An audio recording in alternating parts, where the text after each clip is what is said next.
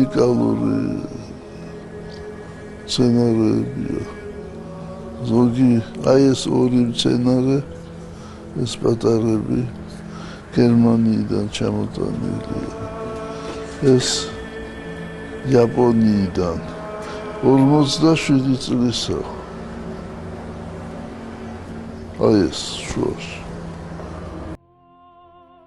ადამიანი ვალდებულია გაუფრთხილდეს ბუნებას. ღმერთმა ადამიანი დააყენა სამყაროს მცველად. ეს ილია მეორის ნაქადაგების სიტყვებია, რომელიც ალბათ არასდროს უნდა დაგვავიწყდეს. ჩვენი პატრიარქისთვის ბაღი უბრალოდ ლამაზი სივრცე არასოდეს ყოფილა.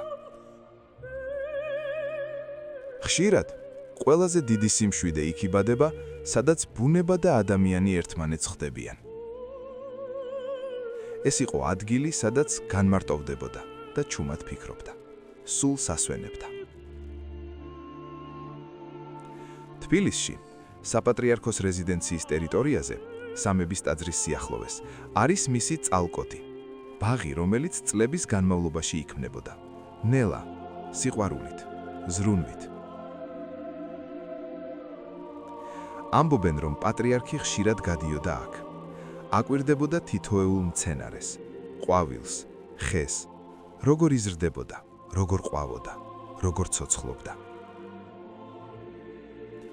ჩვენი პატრიარქისთვის ბუნება მხოლოდ გარემო არასდროს ყოფილა.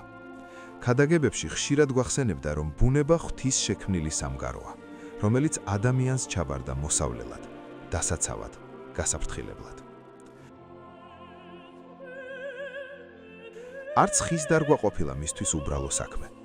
ეს ჩვენი პატრიარქისთვის იყო სიცოცხლის გაგრძელება და ერთი თაობისგან მეორისთვის დატოვებული სიკეთე.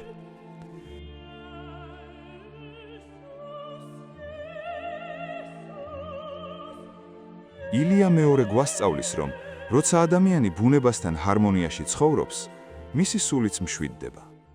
და ალბათ სწორედ ამიტომ, მისი წალკოტი დღესაც უფრო მეტია, ვიდრე ბაღი.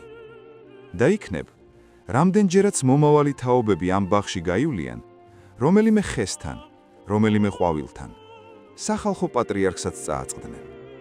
უბრალოდ, დაინახავს მხოლოდ ის, ვისაც რწმენა აქვს და ვინც მასთან ახლოსაა.